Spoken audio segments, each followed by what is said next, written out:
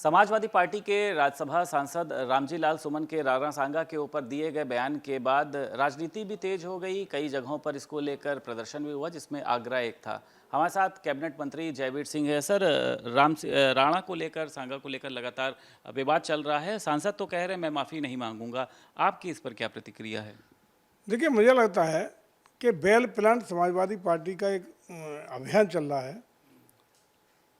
जिसके तहत तुष्टीकरण की पूरी तरह ये हावी है और पूरी तरह ये आक्रांताओं को नायक बनाने के लिए बाबर और औरंगजेब को हीरो बता करके इस तरह से एक षड्यंत्र के तहत केवल मुस्लिम तुष्टीकरण के लिए मुस्लिम वोट कैसे अपने साथ जोड़े रहे, क्योंकि इन्हें खतरा लगता है कि मुस्लिम वोट कांग्रेस को जा सकता है और शायद कांग्रेस का और इनका गठबंधन कहीं गड़बड़ हुआ तो कांग्रेस की तरफ न भाग जाए।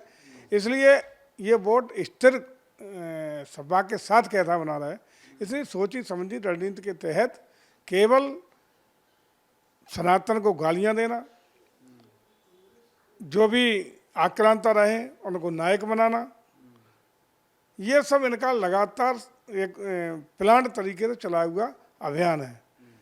आप देख रहे होंगे कि चाहे इसकी राणा सांगा पर रामलीला सुमन जी की टिप्पणी को लेकर बात हो या एक बयान अखिलेश जी ने दिया हो जिसमें गाय में उन्हें बदबू आती है, जिनका परिवार गौपालक वंशज हों, इनके अग्रज और इनके पूर्वज गौपालक रहे हों, जिन यादव परिवारों में जन्म लिया हो, जो गौ पालकों के लिए ही जाने जाते हो, कृष्ण के वंशज जो अपने कहते हैं, और वो इस तरह की भाषा का बोला जाना या क्या कहना क्या चाहते हैं?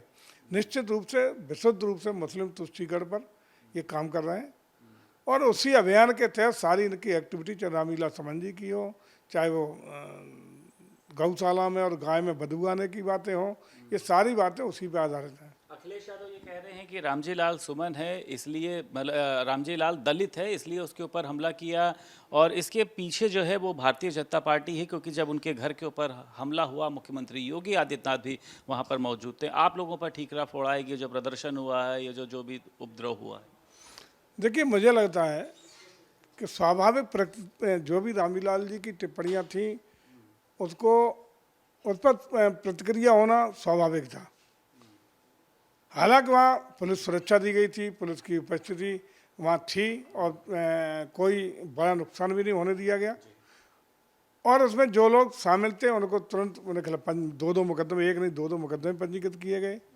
पर्याप्त सुरक्षा वहाँ उपलब्ध करा दी गई है। जो कानून अपना काम करता है, संवैधानिक दायरे में सरकार अपना काम कर रही है, लेकिन ये सही है कि जिस तरीके से चूँकि इन्हें लगता है कि हम मुस्लिम तुष्टीकरण करके मुस्लिम को जोड़ लेंगे, ये जोड़ना चाहते हैं दलित को, उस दलित को जिसकी नेता आदरणीय मायावती जी पर किसको नहीं याद है स्टेट गेस्ट हाउस कांड, आज भूले नहीं है दलित, ये उनका मूल चरित्र मूल स्वरूप है सपा का। उनका नाम लेकर रामलीला जी एक सपा के सांसद हैं, दलित नहीं है। सपा सांसद पर उनकी जो राणा सांगा के प्रति अपमानक भाषा थी, उसके जवाब में जो प्रतिक्रिया थी वो सपा सांसद के खिलाफ थी, किसी दलित के खिलाफ नहीं थी। दलित की बात करेंगे तो दलित के कब कितने शुभचिंतक रहे हैं। ये अकेला स्टेट गेस्ट हाउस कांड जैसे मायावती जी को मरते मरते ईश्वरी कृपा से बची थी, वही काफ़ी है कि इनकी सोच, इनकी कार्यशैली, समाजवादी पार्टी की दलितों के प्रति भावना क्या रही है, ये साफ पहले से दिखाई पड़ रहा है। मतलब दलितों की हितैषी नहीं है, दलितों का वोट बैंक हासिल करने के लिए वो दलितों का होने का दिखावा कर रही है, आपको लगता है ऐसा? समाजवादी पार्टी कभी दलितों की हितैषी रही नहीं है और हो ही नहीं सकती। वैसे भी एक और आपको बता दें कि समाजवादी पार्टी का मूल स्वरूप, सोच, कार्यशैली 100% दलित विरोधी है। जब जब समाजवादी पार्टी की सरकार आती है तो सबसे ज़्यादा जुल्म, जाति, अत्याचार, जमीनों पे कब्जे सब दलितों के पे होते हैं। अरे हम तो भुक्तभोगी है, मैनपुर, इटावा, फैजाबाद में, वही तो इनका कार्य क्षेत्र है। वहाँ दलित थर थर कपता कैसे इनकी सत्ता ना आए, अन्यथा हम लोगों को इनकी गुंडई का, अराजकता का, जो अट्टे पट्टे होते हैं उन पर अवैध कब्जों का झेलना पड़ेगा। तो ये कहाँ से दलितों के शुभचिंतक हो गए? निकालने जा रहे हैं। कल रामगोपाल यादव ने शिवपाल यादव के साथ कहा है कि ईद के बाद हम लालजी लाल सुमन के साथ जो हुआ उसको लेकर एक बड़ा आंदोलन करेंगे। तो आपको लग रहा है कि मतलब एक बार फिर से इस मुद्दे को ये उठा रहे हैं, दलितों के मुद्दे को, कि भाजपा जो है दलितों के ऊपर अत्याचार कर रही है, इसको कैश करना चाहते हैं? देखिए, इनके बहकावे में दलित आने वाला नहीं है, क्योंकि इन्हें मूल इनका चरित्र, मूल स्वभाव, इनकी मूल कार्यशैली क्या है ये अच्छी तरह जानता है और झेला है उसने, इसलिए वो इनकी भावना इनके बहकावे में आने वाला नहीं है, चूँकि 17 तक झेला है। अभी 8 ही साल तो हुए, इतनी जल्दी इतना भलक्कड़ नहीं है दलित। 403 विधानसभा। लेकिन ये सही है कि ये केवल इनकी सारी छटपटाहट जो समाजवादी पार्टी की है वो 27 को लेकर है, किस तरह सत्ता हासिल कर लें। और मैं समझता हूँ कि इनके काले कारनामे जो 12 से 17 के बीच में उत्तर प्रदेश की जनता ने झेले हैं, देखे हैं, और जिनको महसूस ही नहीं किया बल्कि खुद के ऊपर दमनकारी नीतियों से प्रभावित हुए हैं, तो अभी याददाश्त कमज़ोर नहीं हुई है, अभी 10 ही साल हुए हैं। अगली पीढ़ी तक हो सकता है कि ये तो सीएम को आउटगोइंग सीएम बता रहे हैं कि ये जाने वाले हैं, भाजपा सरकार जाने वाली है। कुछ भी टिप्पणी करने को लगता है क्या? लेकिन अभी उपचुनाव हुए तब क्या हुआ? अभी जो सारी पॉलिटिकल परिणाम आए, उपचुनाव हुए, अन्य चुनाव हुए, उसमें परिणाम कहाँ है? परिणाम जो ये सबसे ज़्यादा चिंतित तो दुखी इसी बात से हैं कि जो यादव बाहुल्य सीटें थी, जो सीटें मुस्लिम बाहुल्य थी, वो भी लाखों वोटों से हारे। इसका मतलब जो मूल जो वोटर अपना समझते हैं वो भी इनसे खिसक रहा है।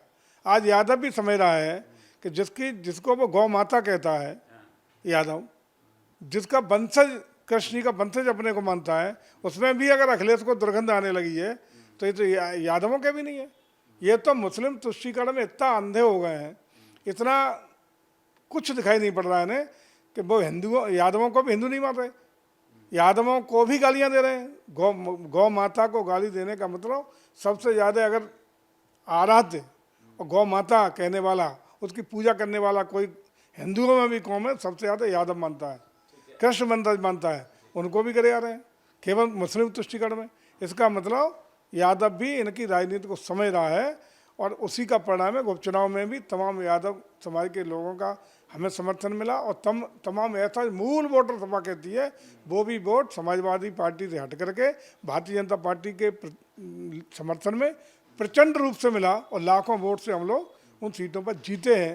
ये साफ करता है कि समाजवादी पार्टी धरातल पर अपनी ज़मीन खो चुकी है, लोगों में विश्वसनीयता खत्म हो गई है और 2027 में ये समाप्तवादी पार्टी की ओर अग्रसर हो रहे हैं। ठीक है। और ये जो 403 विधानसभा क्षेत्रों में पीडीए साइकिल यात्रा निकालने जा रहे हैं इनके सभी कार्यकर्ता, खुद अखिलेश यादव भी साइकिल चलाकर प्रचार प्रसार करेंगे, तो ये पीडीए साइकिल यात्रा कितना चल पाएगी? पीडीए में कहता है, पीडीए असली पीडीए सब जानते हैं, इनका असली पीडीए क्या है।